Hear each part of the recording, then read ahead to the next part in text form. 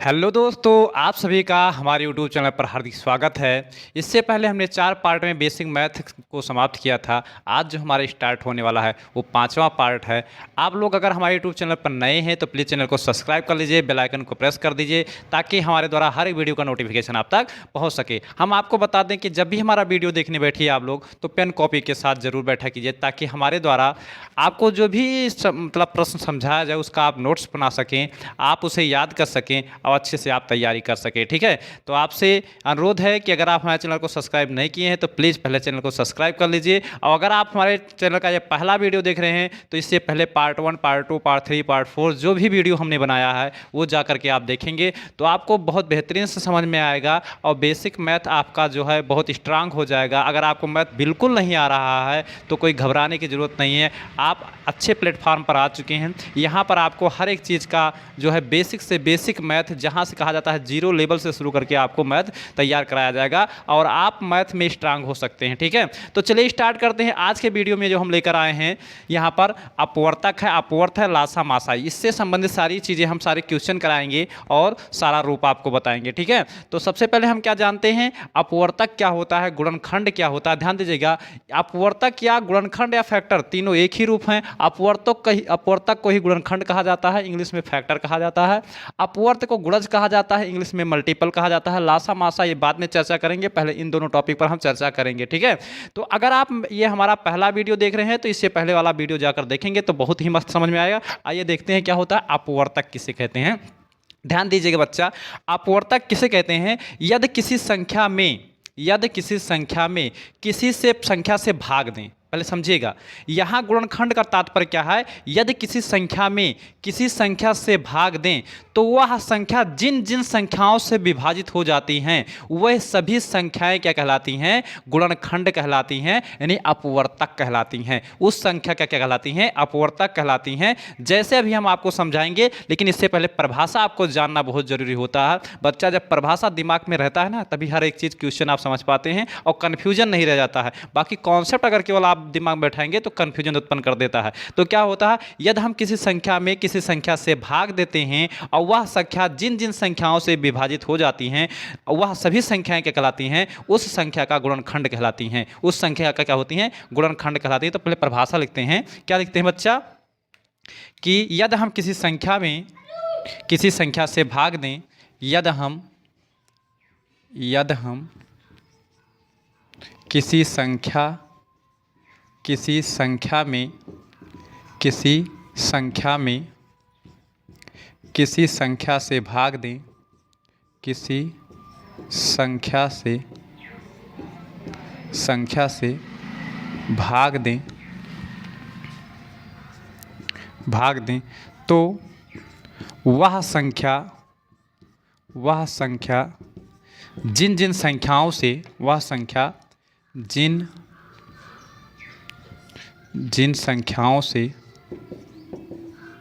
संख्याओं से विभाजित हो जाती है, पूर्णतया विभाजित हो जाती है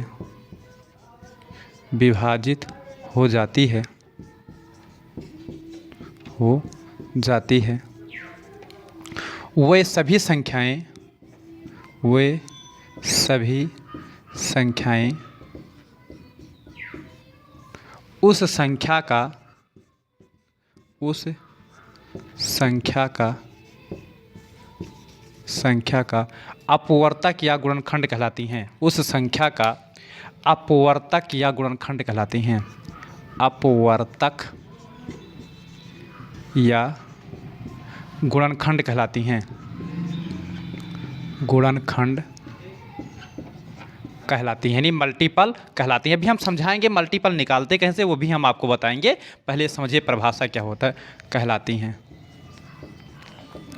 बहुत सिंपल सी परिभाषा हमने बनाया है और हम समझ सकते हैं कि आप इस संख्या मतलब जो है इस भाषा को समझ भी सकते हैं। मतलब यदि हम किसी संख्या में किसी संख्या से भाग दें तो वह संख्या जिन जिन संख्याओं से विभाजित हो जाती हैं वे सभी संख्याएं क्या कहलाती हैं, उसका अपवर्तक या गुणनखंड कहलाती हैं। जैसे मान लेते हैं हमें 16 का गुणनखंड निकालना है, 16 का गुणनखंड निकालना है, तो हम ये देखते हैं संख्या किस किस संख्या से विभाजित होती है। तो 16 जो है 1 से विभाजित हो जाएगा।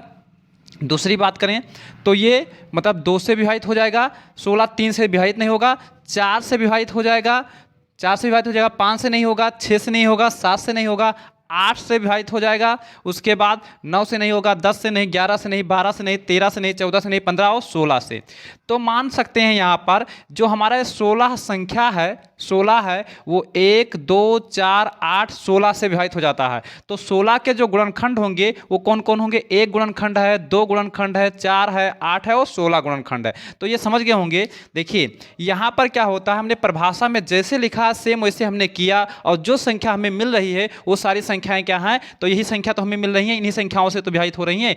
ये जो हमारी संख्या है ये इन संख्याओं से विभाजित हो रही हैं। इसका मतलब 1 2 4 8 16 क्या है, इसका क्या है, 16 का गुणनखंड है। ऐसे ही अगर दूसरी संख्या की बात करें, हम बात करें कि 24 के गुणनखंड कौन कौन होते हैं, तो 24 1 से विभाजित हो जाता है। मैं क्यों, क्योंकि 1 से सभी संख्याएं विभाजित हो जाती हैं। दूसरा ये 2 से विभाजित है बच्चा, और उसके बाद बात करें तो 3 से विभाजित है, ठीक है, और 4 से विभाजित है, ठीक है, 5 से तो विभाजित नहीं है लेकिन 6 से विभाजित है, और उसके बाद बात करें तो 8 से विभाजित है, 9 से नहीं है, 10 से नहीं है, 11 से नहीं लेकिन 12 से विभाजित है, और 12 के बाद फिर किससे विभाजित है, 24 से विभाजित है, ठीक है। तो ये संख्या देखिए जो 24 है वो किन किन संख्याओं से पूर्णतः विभाजित हो रहा है, तो 24 जो है किस किस संख्या से पूर्णतः विभाजित हो सकता है, तो 1 2 3 4 6 8 12 और 24 से पूर्णतः विभाजित हो सकता है। तो इस प्रकार हम देखते हैं कि 24 का गुणनखंड क्या होगा, 1 2 3 4 6 8 12 और 24। प्रकार अगर हम देखते हैं कहा जाए कि 100 के गुणनखंड क्या क्या होंगे, 100 के कितने गुणनखंड होंगे, 100 के गुणनखंड ज्ञात कीजिए। तो 100 1 से कटेगा, 1 हो गया, 100 2 से कट रहा है, 2 भी हो गया, और उसके बाद 3 से नहीं कटेगा, 4 से कटेगा, 4 से कट जाएगा, उसके बाद 5 से भी कट जाएगा, उसके बाद फिर किससे कट जाएगा, तो ये 6 से नहीं कटेगा, 7 से नहीं कटेगा, 8 से भी नहीं कटेगा, 9 से भी नहीं कटेगा लेकिन 10 से कट जाएगा, ठीक है, 11 से नहीं कटेगा, 12 से नहीं कटेगा, 13 से भी नहीं कटेगा, ये 14 से भी नहीं कटेगा, 15 से भी नहीं कटेगा। फिर बात करते हैं तो ये सीधा 20 से कटेगा, ठीक है, 20 से कट जाएगा। उसके बाद बात करें तो किससे कट जाएगा, तो ये 25 से भी कट जाएगा, ठीक है, मतलब 25 से भी कट जाएगा ना। उसके बाद बात करें तो ये 50 से भी कट जाएगा, और किससे कट जाएगा, तो ये 100 से कट जाएगा। तो इस प्रकार से हम देखते हैं कि जिन जिन संख्याओं से ये संख्या विभाजित हो रहा है वो उस संख्या के क्या है, गुणनखंड है। तो 100 का गुणनखंड 1 भी हो सकता है, 100 का गुणनखंड 25 भी हो सकता है, 100 का गुणनखंड 100 भी हो सकता है, 100 का गुणनखंड क्या हो सकता है, 50 भी हो सकता है, ठीक है। बात समझ में आई है? बात अगर आपको समझ में आया होगा तो अगले क्वेश्चन और आपको हम बता रहे हैं। देखिए अगर पूछा जाए आपसे कि 75 का गुणनखंड कौन कौन होंगे, 75 के गुणनखंड लिखिए। तो 75 के गुणनखंड क्या है, 1 से कटेगा पहला नंबर, 1 भी है, 2 से नहीं कटेगा, 3 से कटेगा, 3 भी है, और उसके बाद 5 से भी कटेगा, 5 भी है, 10 नहीं होगा, 11 नहीं होगा, फिर क्या होगा, 15 सीधा होगा, 15 है, 20 भी नहीं हो सकता, उसके बाद क्या होगा, 25 होगा, 25 के बाद अब सीधा आ जाएगा 75 होगा। तो इतने गुणनखंड इतनी संख्याओं से कट सकता है, ठीक है। जिन जिन संख्याओं से ये संख्या कट जाएगा इस संख्या का ये सभी संख्याएं क्या कहलाएंगी, गुणनखंड कहलाएंगी। अब बात करते हैं कि किसी संख्या का गुणनखंड रूप लिखिए, किसी संख्या को गुणनखंड के रूप में लिखिए। किसी संख्या को गुणनखंड के रूप में हम कैसे लिखेंगे बच्चा, जैसे मान लेते हैं 100 को गुणनखंड के रूप में लिखना है, 100 को किस रूप में लिखना है, गुणनखंड के रूप में लिखना है। तो 100 लिखेंगे और उसके बाद इसको हम काटेंगे, तो 2 से काटेंगे बच्चा, पहले छोटी संख्या से काटेंगे तो 2 से काटेंगे कितना हो जाएगा, 2 पंचे 10, 2 शून्यम शून्य आ जाएगा। फिर क्या होगा, फिर हम इसे 2 से काटेंगे तो क्या हो जाएगा, 2 से काटेंगे 2 दूनी 4, 2 पंचे 10, फिर 2 से हम काटेंगे, 2 एक अन्यम 2 नहीं, 2 से नहीं कटेगा बच्चा, ये फिर कटेगा। देखो कि लास्ट में 5 आया है तो किससे काटेंगे, 5 से काटेंगे, तो 5 कितना हो जाएगा, 25 होगा, फिर 5 से काटेंगे 1 आ जाएगा। जब आपका 1 आ जाएगा तो समाप्त हो जाएगा, ठीक है। तो यहाँ बात करें, ठीक है, 100 का गुणनखंड क्या क्या आया, गुणनखंड रूप में क्या क्या आया, तो 100 का गुणनखंड रूप में क्या आया, 2 आया, 2 आया, 2 गुणे 2, 2 गुणे 2 गुणे 5 गुणे 5, ये इसका गुणनखंड रूप रहा, ठीक है। 100 का संख्या का गुणनखंड रूप क्या बनेगा, 2 गुणे 2 गुणे 5 गुणे 5, ये आपका रहा, ठीक है। इसी प्रकार कहा जाए कि 75 को गुणनखंड के रूप में लिखिए, 75 को गुणनखंड के रूप में लिखिए। तो 75 को गुणनखंड के रूप में लिखने के लिए बच्चा क्या करेंगे, सबसे पहले इसे काट देंगे। ठीक है, तो क्या किससे कट रहा है ये, तो ये 3 से कट रहा है। ठीक है, 3 से काटेंगे, 3 दूनी 6, 3 पचे 15। फिर किससे काटेंगे, तो 5 आ गया लास्ट में, तो 5 से कटेगा, तो 5 25। फिर 5 से काटेंगे, क्या आ जाएगा, 5 करने में 5। तो इन्हीं 75 का गुणनखंड रूप क्या हो जाएगा, तो 75 का गुणनखंड रूप जो हो जाएगा बच्चा, वो हो जाएगा 2 गुणे मतलब 3 गुणे, देखिए 3 गुणे 5 गुणे 5 आया है, ये हमारा रहा गुणनखंड रूप। ठीक है, तो आइए अब देखते हैं क्या होता है अपवर्त क्या होता है, ये हम देखते हैं। चलिए आइए दूसरा पॉइंट हम देखते हैं, अपवर्त क्या होता है, गुणज क्या होता है, जिसे इंग्लिश में मल्टीपल कहते हैं, ये क्या होता है। तो बात को ध्यान दीजिए और ध्यान से समझने की कोशिश कीजिए। जैसे हमने अभी बताया कि यदि किसी संख्या में किसी संख्या से भाग देने पर वह संख्या जिन जिन संख्या से विभाजित हो जाती है वो सभी संख्याएं क्या कहलाती हैं, उस संख्या का गुणज कहलाती हैं। ठीक है, नहीं गुणनखंड कहलाती हैं, क्या कहलाती हैं, गुणनखंड कहलाती हैं। और यहाँ पर अपवर्त का बात क्या करें, तो बात करते हैं यदि किसी संख्या में किसी संख्या से गुणा किया जाए तो जो जो संख्याएं प्राप्त होंगी, मतलब यदि किसी संख्या में किसी संख्या से गुणा करने पर जो संख्या प्राप्त होता है वह उस संख्या क्या कहलाता है, मल्टीपल कहलाता है या गुणज कहलाता है। यदि किसी संख्या में, ध्यान दीजिएगा, यदि किसी संख्या में किसी संख्या से गुणा करें, किस संख्या से क्या करें, गुणा करें, तो जो संख्या प्राप्त होती है वह संख्या उस संख्या का क्या कहलाती है, गुणज कहलाती है, यानी अपवर्त कहलाती है। जैसे 5 है, 5 में अगर हम 2 से गुणा कर रहे हैं, 5 में क्या 2 से गुणा करेंगे तो 10 प्राप्त होगा, तो 10 जो है वो 5 का क्या है, वो 5 का क्या है, गुणज है, यानी अपवर्त है। क्या है, अपवर्त है। तो यहाँ पर पहले परिभाषा लिखिए, परिभाषा समझने की कोशिश कीजिए कि यदि किसी संख्या में यदि किसी संख्या में यदि किसी संख्या में यदि किसी संख्या में किसी संख्या से गुणा करने पर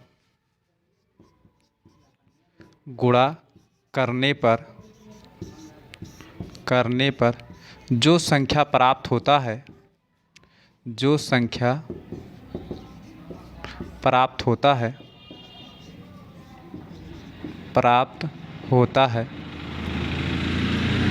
वह उस संख्या का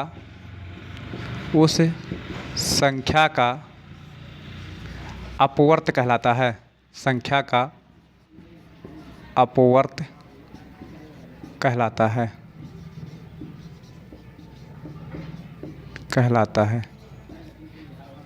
या गुणज कहलाता है। अब एक चीज ध्यान रखिएगा हमारी बात को कि किसी संख्या के अनंत गुणज होते हैं, किसी संख्या के अनंत गुणज होते हैं, एक दो नहीं। देखिए जो आपका अपवर्तक होता है गुणनखंड वो तो नियत होता है, लेकिन जो अपवर्त होता है, जो गुणज होता है वो नियत नहीं होता, बल्कि कितने हो सकते हैं, अनंत। क्यों, क्योंकि अनंत संख्याएं होती हैं, अनंत संख्याओं से गुणा कराएंगे अनंत संख्याएं प्राप्त होंगी। तो यहाँ पर एक पॉइंट याद कर लीजिएगा कि किसी संख्या के कितने गुणज हो सकते हैं, तो किसी संख्या के अनंत गुणज हो सकते हैं, यानी किसी भी संख्या के अनंत गुणज होते हैं। यानी क्या होता है, किसी भी संख्या के, स्टार लगाकर लिख लीजिए, पॉइंट नोट डाल करके, ये नोट से समझ लीजिए, किसी संख्या के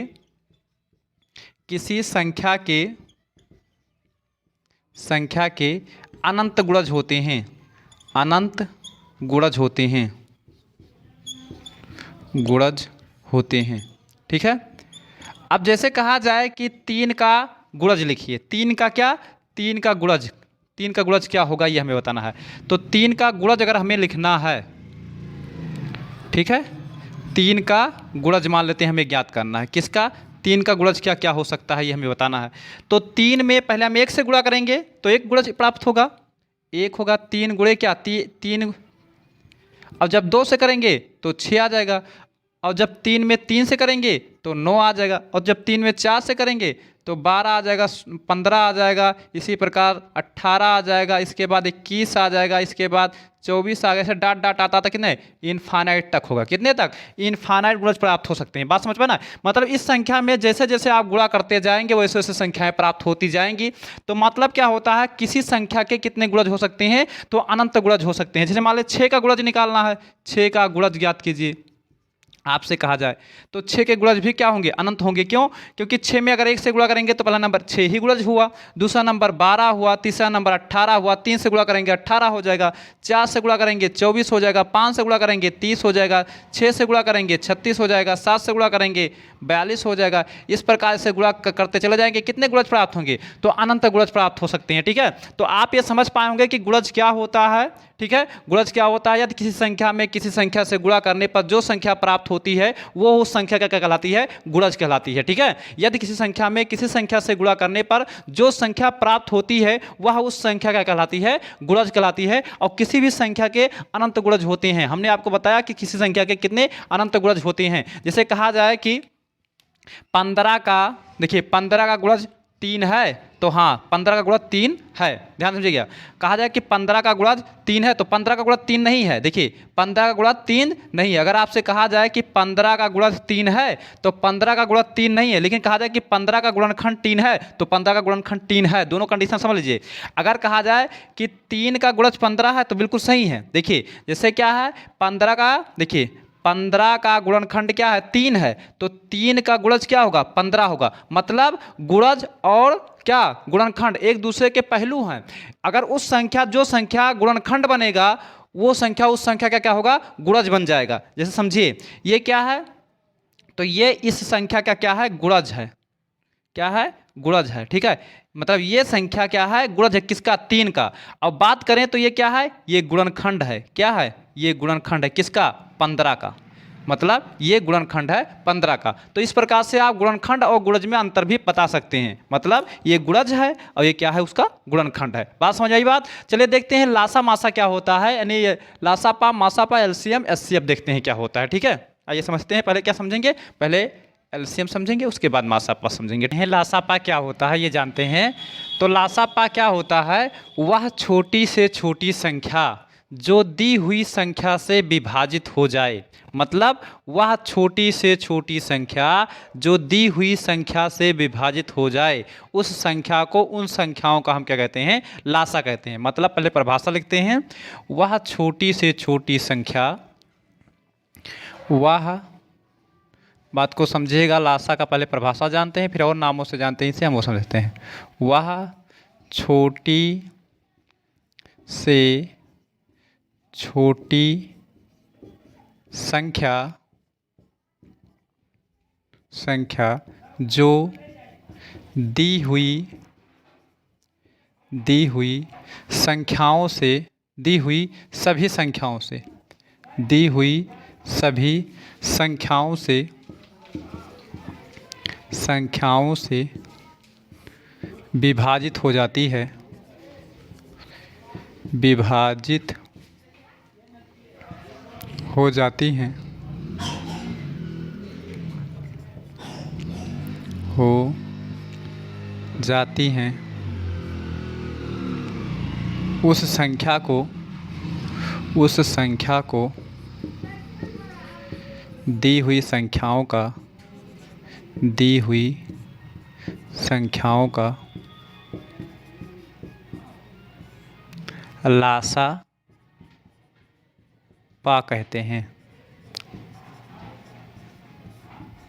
बात को समझने की कोशिश कीजिएगा। अभी हम आपको बताएंगे लासापा ज्ञात करने की विधियाँ, कितनी विधियों द्वारा हम लासापा ज्ञात कर सकते हैं, ये भी हम सीखेंगे। ठीक है, तो पहला नंबर परिभाषा क्या कर रहा है? वह छोटी से छोटी संख्या जो दी हुई सभी संख्याओं से विभाजित हो जाता है, उस संख्या को हम क्या कहते हैं? उन संख्याओं का लासा कहते हैं। मतलब कोई भी संख्या अगर दी है, अगर उन सभी संख्याओं से जो संख्या विभाजित हो जाएगा, उस संख्या को क्या कहेंगे? हम लासा पा कहेंगे। लेकिन कौन सी संख्या? जो सबसे छोटी संख्या हो।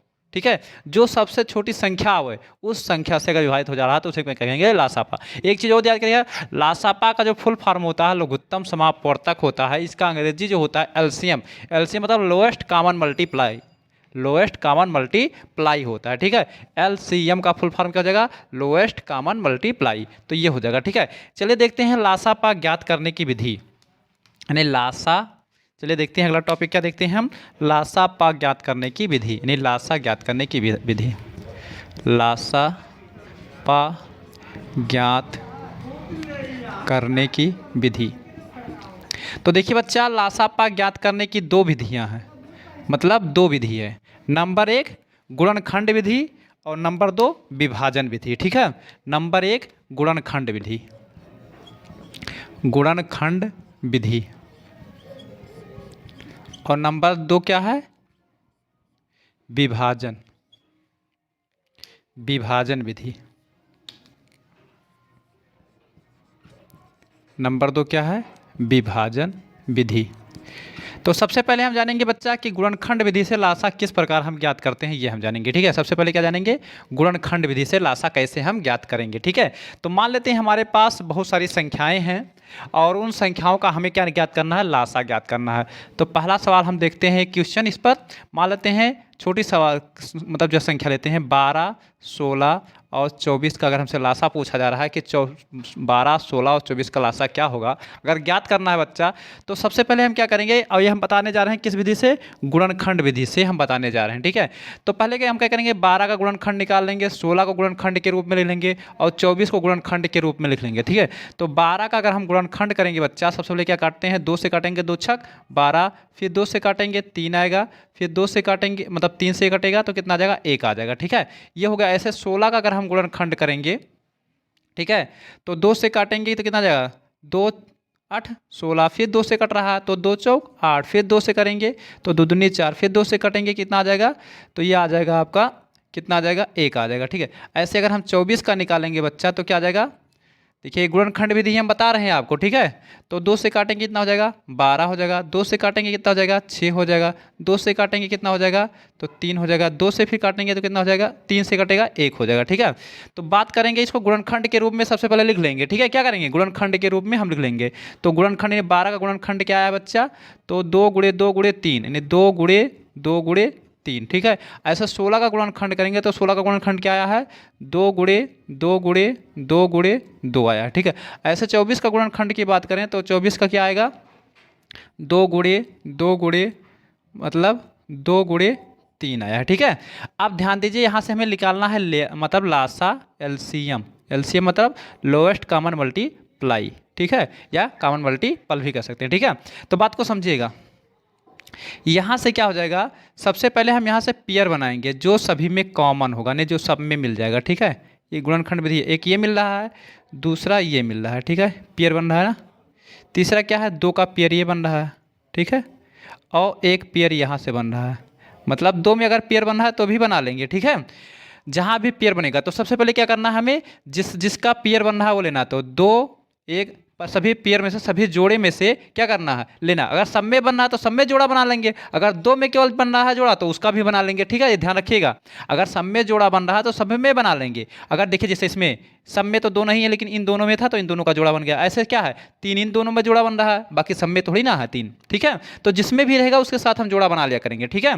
तो प्रत्येक जोड़े में से एक एक, तो इसमें से 2 लेंगे, फिर इसमें से एक जोड़े में से 2 लेंगे, फिर इसमें से 2 लेंगे, फिर इसमें से क्या लेंगे, 3 लेंगे, और उसके बाद जो बचा है उसको भी लेना पड़ेगा। ध्यान दीजिएगा, देखिए पहले जो जोड़ा बनाया गया वो लिया और फिर जो बचेगा उसको भी लेना पड़ेगा। आप गुणा कराइए, 2 दूनी 4, 4 दूनी 8, 8 त्रिक 24, 24 दूना 48, तो यहाँ से क्या आ गया बच्चा, 48, यानी 48 हमारा क्या आ गया, आंसर आ गया। ये 48 क्या है कि वह छोटी से छोटी संख्या है जिससे 12, 16 और 24 तीनों से विभाजित हो जाएगा। देखिए 12 चौक 48, 16 3 48, 24 दूना 48। अब इससे छोटी कोई संख्या नहीं है, देखिए इससे कोई छोटी संख्या नहीं है कि जो 12, 16 और 24 तीनों से विभाजित हो जाए। तो ये हमारा विधि है, ये विधि क्या विधि कहलाता है, ये गुणनखंड विधि कहलाता है। क्या कहलाता है, गुणनखंड। एक सवाल और देखते हैं, ये ऐसे मान लेते हैं हमारे पास है, ध्यान दीजिएगा, हमारे पास मान लेते हैं 10 है, 20 है और 30 का निकाल कर देखते हैं। 10, 20 और 30 छोटी संख्या का निकाल कर देखते हैं। बाकी इसी रूप से आप जो है बड़ी बड़ी संख्याओं को भी ज्ञात कर सकते हैं, ठीक है। तो 10 का अगर हम गुणनखंड करेंगे, फैक्टर करेंगे, तो पहले 2 से काटेंगे तो 2 पंचे 10, फिर 5 से काटेंगे 1 आ गया। अब 20 का करेंगे, ध्यान दीजिए 20 का अगर हम करेंगे गुणनखंड तो क्या हो जाएगा, 2 से काटेंगे तो 10 आएगा, फिर 2 से काटेंगे इतना 5 हो जाएगा, फिर 5 से काटेंगे इतना हो जाएगा 1, फिर 30 से अगर हम काटेंगे तो 2 से काटेंगे इतना हो जाएगा, यहाँ से हो जाएगा 15, फिर 3 से अगर हम काटेंगे तो 5 हो जाएगा, फिर 5 से अगर हम काटेंगे तो 1 हो जाएगा, ठीक है। तो बात करते हैं यहाँ गुणनखंड के रूप में लिखने, तो 10 का गुणनखंड के रूप में लिखेंगे तो कितना हो जाएगा, 2 गुणे 5 हो जाएगा। 20 को अगर गुणनखंड के रूप में लिखेंगे तो क्या हो जाएगा, 2 गुणे 5। नहीं, सभी संख्याओं को गुणनखंड के रूप में लिख लेंगे, और गुणनखंड के रूप में लिख करके अगर आप एलसीएम निकाल रहे हैं तो उसी विधि को हम क्या कहते हैं, गुणनखंड विधि कहते हैं, ठीक है। बात को समझिए। 30 का क्या आया, तो 2 गुणे 3 गुणे 5। तो पेयर अगर हम बनाना चाहें तो 2 का पेयर यहाँ बन रहा है, और एक किसका पेयर बन रहा है, यहाँ पर क्या है, 5 का पेयर बन रहा है, बाकी किसी का पेयर नहीं बन रहा है। तो एलसीएम बराबर क्या हमारा आ जाएगा, तो हमने बताया है कि जिसका पेयर बन रहा हो उस प्रत्येक पेयर में से एक संख्या ले लेना है। तो इसमें से एक संख्या लेंगे 2, और इसमें से 5 बन रहा है वो, और उसके बाद जिसका जोड़ा नहीं बनेगा उसको भी लेना है। तो 2 गुणे 3 का जोड़ा नहीं बन रहा है तो 2 गुणे 3 लेंगे। अब गुणा कराइए, 2 पंचे 10, 10 दूना 20, 20 3 60। तो हमारा जो एलसीएम आ गया बच्चा कितना आ गया, 60 आ गया। तो इस तरीके से आप समझ गए होंगे कि गुणनखंड विधि से हम लासा कैसे ज्ञात कर सकते हैं। एक संख्या और देख लेते हैं, फिर उसके बाद हम जानेंगे विभाजन विधि द्वारा किस प्रकार से लासा निकालते हैं, विभाजन विधि द्वारा भी क्लियर कर लेते हैं, ठीक है। चलिए, आप 2 क्वेश्चनों से लगभग समझ चुके होंगे। अगर आप देखिए इसको एक बार और रिपीट करके वीडियो देख लीजिएगा तो सही से आपको समझ में आ जाएगा, ठीक है। चलिए देखते हैं विभाजन विधि द्वारा लासा क्या होता है। विभाजन विधि द्वारा मान लेते हैं विभाजन विधि द्वारा लासा निकालना है 12, 16 और 24 का ही निकालना है। मान लीजिए संख्या का निकाल देते हैं, क्या, विभाजन विधि द्वारा। तो विभाजन विधि का क्या, तीनों को एक साथ काटना होता है। यहाँ अलग अलग फैक्टर किए हैं ना, वहाँ पर क्या होता है, सब तीनों को एक साथ काटेंगे, ठीक है। तो 2 से काटेंगे, सबसे पहले 2 से कट रहा है ना, तो 2 छक 12। अब देखिए 16 को काटेंगे तो 2 8 16, 24 को काटेंगे कितना हो जाएगा, 12 हो जाएगा, ठीक है। फिर 2 से कट रहा है, 2 से काटिए, 2 3 6, 8, 2 से काटेंगे कितना आएगा, 4, फिर 2 से 12 में भाग करेंगे कितना हो जाएगा, 6। देखिए इसमें भाग भाग करके निकाल रहे हैं, इसको क्या कहेंगे, इसको कहेंगे विभाजन विधि, ठीक है। फिर 2 से काटेंगे तो 2 से देखिए 3 नहीं कट रहा है, तो जो नहीं कटेगा उसको इसे उतार लेंगे। अगर कोई संख्या काट रहे हैं उसमें से कोई एक संख्या कट रहा है तो भी काटेंगे, लेकिन अगर जो संख्या नहीं कट रहा है उसको इसे उतार लेंगे। 4 को काटेंगे तो 2 दूनी 4 कट रहा है, 6 को काटेंगे 2 3 6 कट रहा है। देखिए अब ये 2 से फिर कटेगा, लेकिन 3 नहीं कट रहा है तो 3 को इसे उतार लेंगे। अब 2 से कट रहा 1 आ गया, 3 नहीं कटेगा, 3 को इसे उतार लेंगे। अब की बार 3 से काटेंगे, क्यों, 2 से कट ही नहीं रहा है कोई संख्या, तो 3 से काटेंगे, 3 कन्यम 3, यहाँ से 1, यहाँ से 3 कन्यम 3। जब आपका 1 1 आ जाएगा वहीं बंद हो जाएगा। यानी यहाँ से हम लिख सकते हैं कि एलसीएम बराबर अगर बात करें तो एलसीएम बराबर क्या आ जाएगा, तो एलसीएम बराबर जो आ जाएगा बच्चा क्या हो जाएगा, देखिए अब यहाँ से जितनी संख्या है उनको संख्या का गुणा करा लीजिए। यानी 2 गुणे 2 गुणे 2 गुणे 2 गुणे 3।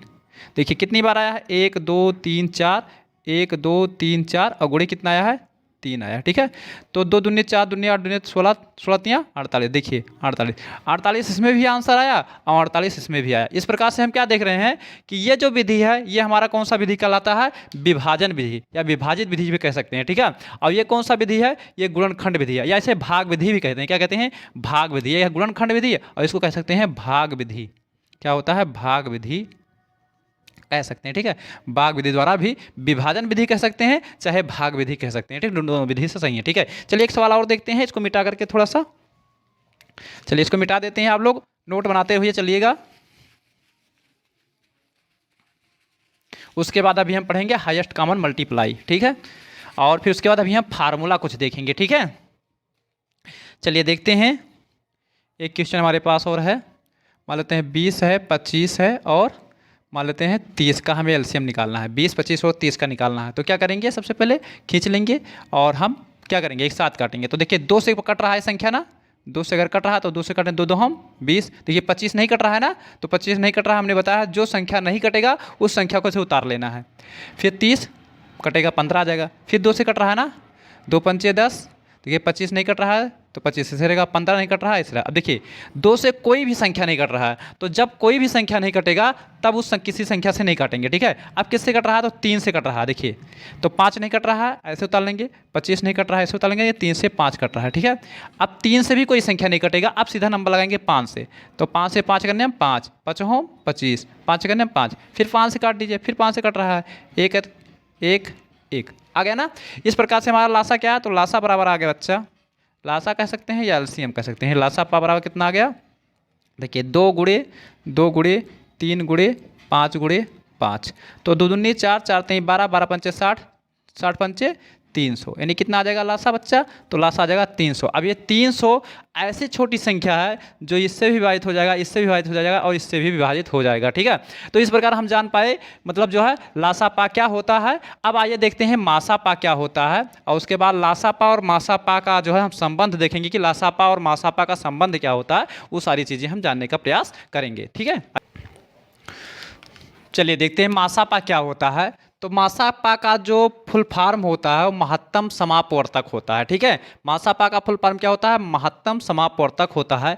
इसका अगर अंग्रेजी बताएं तो एचसीएफ कहा जाता है, और ये एचसीएफ का जो मतलब जो है फुल फॉर्म होता है वो हाईएस्ट कॉमन फैक्टर होता है, यानी एच मतलब हाईएस्ट कॉमन फैक्टर होता है, ठीक है। तो ये सारी चीज़ें हम जान पाए। चलिए देखते हैं कि मतलब मासापा कहते किसे हैं, ये हम जानेंगे। तो जैसे मासापा क्या था, हमने अभी देखा एलसीएम देखा, एलसीएम में क्या देखा हमने कि वह छोटी से छोटी संख्या जो दी हुई संख्या से क्या जाती थी, विभाजित हो जाती थी, उन सभी संख्याओं का क्या होता था, वो संख्या लासापा होता था, नहीं एलसीएम होता था। यहाँ पर क्या है कि वह बड़ी से बड़ी संख्या जो दी हुई संख्याओं को विभाजित कर दे, देखिए वहाँ हो जाता था, यहाँ पर क्या है कर दे, मतलब वह बड़ी से बड़ी संख्या जो दी हुई संख्याओं को विभाजित कर दे, उस संख्या को हम क्या कहते हैं, मतलब दी हुई संख्या का मासा कहते हैं। पहले परिभाषा लिख लीजिए, फिर उसके बाद जो है हम आपको समझाने का प्रयास करेंगे, ठीक है। क्या होता है, वह बड़ी से बड़ी संख्या, वह बड़ी से बड़ी संख्या जो दी हुई सभी संख्याओं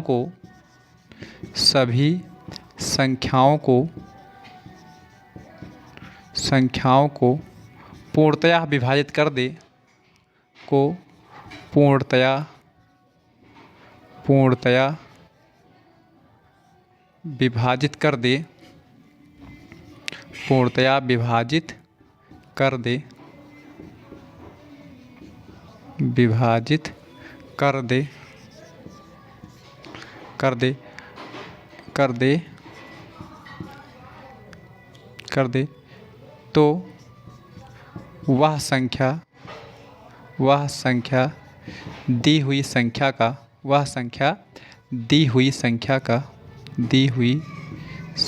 का मासापा कहलाती है।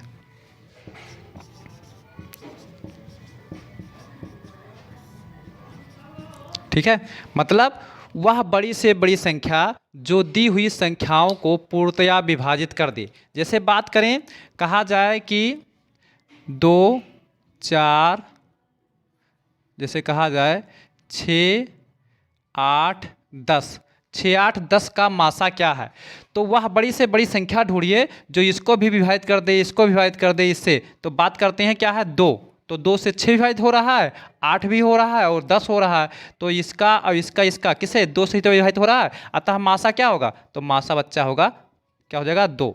ठीक है, तो यहाँ से हम मासा ज्ञात करने की विधियाँ पढ़ेंगे। इस प्रकार से मासा हमको समझ में आया। मासा किसे कहते हैं बच्चा, तो वह बड़ी से बड़ी संख्या जो दी हुई संख्याओं को पूर्णतया विभाजित कर दे। जैसे बात करते हैं 12 16 20 का मासा क्या होगा। ठीक है, तो बात करते हैं 12 किससे कट रहा है, देखो 12 देखो 1 से भी कटेगा, 2 से भी कटेगा, ठीक है, और 3 से भी कटेगा और 6 से भी कटेगा, ध्यान समझिएगा।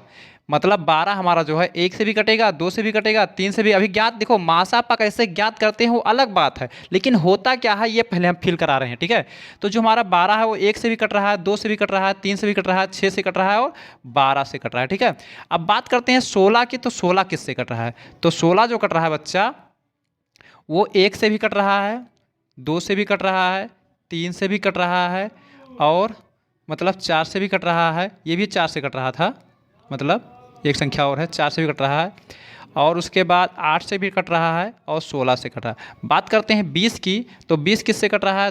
1 से कट रहा है, 2 से कट रहा है, 4 से कट रहा है, 5 से कट रहा है, 10 से कट रहा है और 20 से कट रहा है, ठीक है। तो हमारा मतलब क्या है कि वह बड़ी से बड़ी संख्या जो क्या हो, जो मतलब क्या हो, सभी संख्याओं को काट दे। तो इसमें से बड़ी कौन संख्या है? तो बड़ी से बड़ी संख्या क्या है? देखिए 4 है। देखिए 1 1 1, तो ये तो छोटी संख्या हो गया। इससे बड़ी संख्या 2 2 2, मतलब ये सभी संख्याएं किससे कट रही हैं? तो 1 से भी कट रही हैं सभी संख्याएं, और 2 से भी कट रही हैं सभी संख्याएं, और 3 से तो सभी संख्याएं कट रही हैं। क्यों? देखिए ये 3 से नहीं कट रहा है, मतलब 3 से ये कट रहा है, तो ये नहीं कट रहा है, ये नहीं कट रहा है, तो 3 तो हो नहीं सकता है। फिर 4 से कट रही हैं सभी संख्याएं, बस। देखिए इन 3 संख्याओं से ये सभी संख्याएं कट रही हैं। अब इसमें सबसे बड़ी संख्या कौन है? तो सबसे बड़ी संख्या क्या है? 4 है, ठीक है। तो 4 हमारा क्या होगा? 4 हमारा मासा होगा।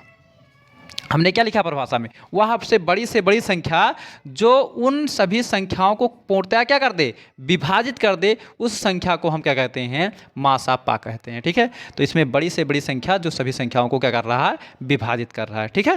बात समझ पाए ना? तो यहाँ से क्या होगा, हम मासा ज्ञात करने की विधियाँ पढ़ेंगे। तो मासा भी ज्ञात करने की 2 विधियाँ हैं। एक क्या है? तो एक आपका क्या है? एक गुणनखंड विधि है और एक भाग विधि है, नहीं विभाजन विधि है, ठीक है।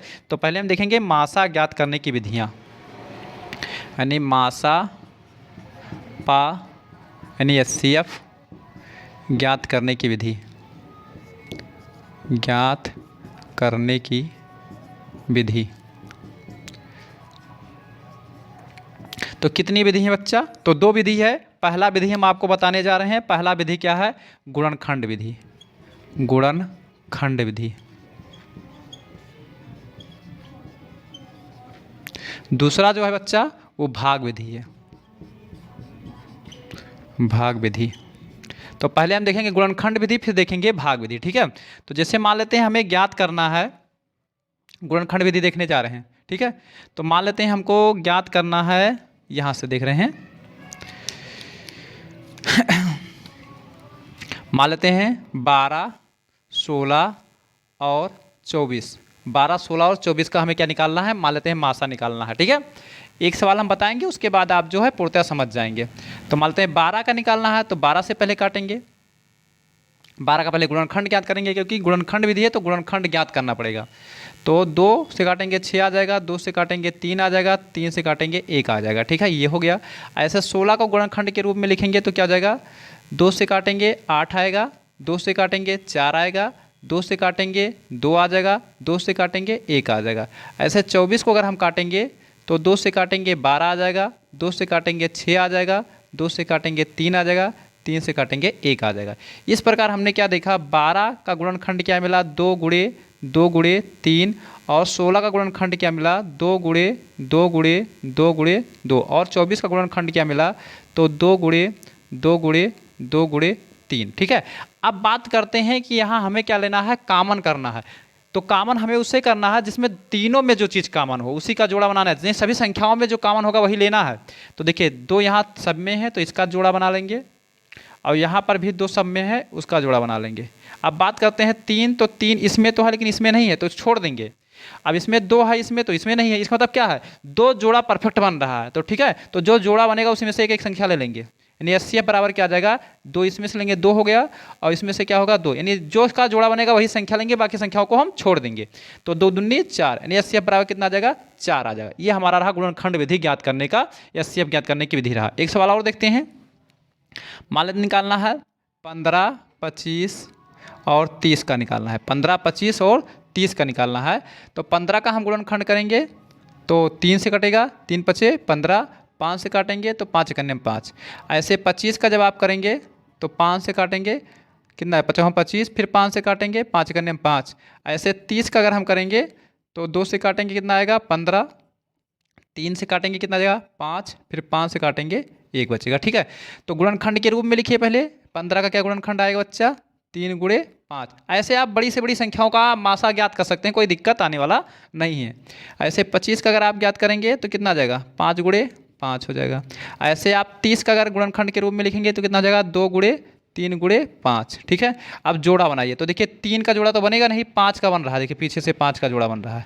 जो सब में जोड़ा बनेगा तभी हम बनाएंगे, इसमें ध्यान रखें जितनी संख्याएं हमारी दी हुई हैं सब में जोड़ा बनना चाहिए, सब में कॉमन होना चाहिए। ठीक है, तो यहाँ से मासा क्या है, एक ही जोड़ा बन रहा था तो मासा पा बराबर कितना आ गया, तो मासा पा आ गया 5। ठीक है, तो इस तरीके से हम जान पाए जो है भाग गुणनखंड विधि से मासा ज्ञात करना। गुणनखंड विधि से मासा ज्ञात करने के लिए क्या करते हैं, सबसे पहले हम संख्याओं को गुणनखंड के रूप में लिख लेते हैं और उसमें से जो संख्या पूरी संख्या में कॉमन होता है उसी संख्या को हम लिखते हैं और उनका गुणा कराते हैं, जो आता है वही हमारा मासापा हो जाता है। ठीक है, चलिए भाग विधि से अगर हम मासापा ज्ञात करेंगे तब चलिए देखिए, तो भाग विधि से जैसे मासापा ज्ञात करना है, मान लेते हैं इसी संख्या को हम निकाल रहे हैं 12, 16 और 24 का मासा ज्ञात करना है। ठीक है, तो भाग विधि में क्या करेंगे, जो छोटी संख्या होगा उसको ले लेंगे, यानी 12 और उससे बड़ी संख्या क्या होगा 16, इसी को हम निकाल लेंगे ना। तो 12 का पढ़ना पड़ेगा कि 16 से ज़्यादा ना हो, तो 12 कन्यम 12 जाएगा, यहाँ से घटाएंगे 6 में से 2 जाएगा, कितना हो जाएगा, देखिए 16 में से 6 में से 2 गया 4। ठीक है, ये कैंसिल हो गया, तो जो शेष फल आएगा वहाँ फिर भाग का चिन्ह लगाएंगे। ठीक है, और जो यहाँ जिससे हम भाग कर रहे हैं वो संख्या फिर लाकर यहाँ लिखेंगे। ध्यान दीजिएगा, पहले घटाएंगे, जिस संख्या से हम भाग किए थे वो आपका क्या बन जाएगा, वो आपका भाज्य बन जाएगा। देखिए जो शेषफल है वो भाजक बन गया और जो यहाँ था वो क्या बन गया, भाज्य बन गया। ठीक है, अब 4 का पहाड़ा पढ़िए, 4 3 12, इसका मतलब क्या है 4 से पूर्णतया कट गया। ठीक है, तो जिस संख्या से कट जाएगा, देखिए अगर 2 संख्याएं होती मात्र 2 ही, मान लेते 4 नहीं है, मान लेते 24 नहीं, 12 और 16 का आपका एससीएफ पूछा जाता, तो जिस संख्या से ये कट गया वही मासा, तो मासा बराबर कितना जाता 4। लेकिन अब 3 संख्या है तो 3 संख्या में ध्यान रखिएगा कि पहले 2 संख्याओं का मतलब भाग देंगे, जिससे वो कट जाएगा उस संख्या को उठा लेंगे। तो किससे, 4 से कट गया तो 4 को हम उठा लेंगे और 4 से हम किस में भाग करेंगे, फिर तीसरी संख्या में भाग करेंगे, तो 4 छक 24। अब देखिए मतलब 4 से, देखिए 4 से ये भी संख्याएं कट गई और 4 से ये भी संख्याएं कट गई, तो जिस संख्या से सभी संख्याएं कट जाती हैं वही क्या होता है, मासा होता है। तो यहाँ मासा बराबर कितना आ जाएगा बच्चा, मासा बराबर आ जाएगा 4 आ जाएगा। ठीक है, तो आई होप समझ पाए होंगे। चलिए देखते हैं एक क्वेश्चन और कर लेते हैं इसके बाद, इस पर मासा भाग विधि द्वारा मासा ज्ञात करने की और देख लेते हैं। इसको नोट कर लिया कीजिए, देखिए जो क्वेश्चन भी हम आपको बताएं वो एक बार आप नोट कर लिया करेंगे तो आपके समझने के लिए बहुत अच्छा रहेगा। ठीक है, और मतलब बहुत सारे क्वेश्चन आपको मिल जाएंगे, वहाँ से आप प्रैक्टिस कर लीजिएगा। और बहुत सारे क्वेश्चन का प्रैक्टिस जो है हम जब मतलब सारा थ्योरी पढ़ा लेंगे तो आपको सेट लेकर आएंगे संख्या पद्धति का, उसमें जितने प्रकार के क्वेश्चन बनेंगे उन सभी का हम लोग क्या करेंगे, कैलकुलेशन करेंगे। तो अभी आपका थ्योरी चल रहा है, थ्योरी कंप्लीट होते हुए हम सब का न्यूमेरिकल इस पर बहुत सारे क्वेश्चन लाएंगे। देखिए ये लासा मासा ज्ञात करने के लिए बहुत सारे क्वेश्चन लाएंगे कि लासा क्या होता है, मासा क्या होता है, बहुत सारे क्वेश्चन हमें करना है। लेकिन नहीं, अभी हमें थोड़ा सा नियम और कानून और रूल्स पढ़ना है कि कैसे निकालते हैं, क्या क्या होता है, ये पढ़ना जा रहे हैं। ठीक है, आपका बेसिक मैथ बेसिक नहीं रह जाएगा, बहुत अपर तक जाएगा। ठीक है, तो इसको नोट कर लिया करिए। तो जो भी हम छोटा मोटा बात बताएं वो आपको अभी नोट करते चलिए। अभी हमारा बहुत सारे सिस्टम बाकी हैं, अभी उसमें न्यूमेरिकल कराया जाएगा, बड़े से बड़े क्वेश्चन कराए जाएंगे, जितने सवाल बन सकते हैं उन सभी सवालों को कराया जाएगा। ठीक है, अगर आप हम बार बार बता रहे हैं कि ये हमारा वीडियो पहला वीडियो अगर आप देख रहे हैं तो पीछे जाकर के सारा वीडियो देख लीजिएगा, फिर आपको बहुत अच्छे से समझ में आने लगेगा। ठीक है, चलिए 2-4 सवाल और देखते हैं।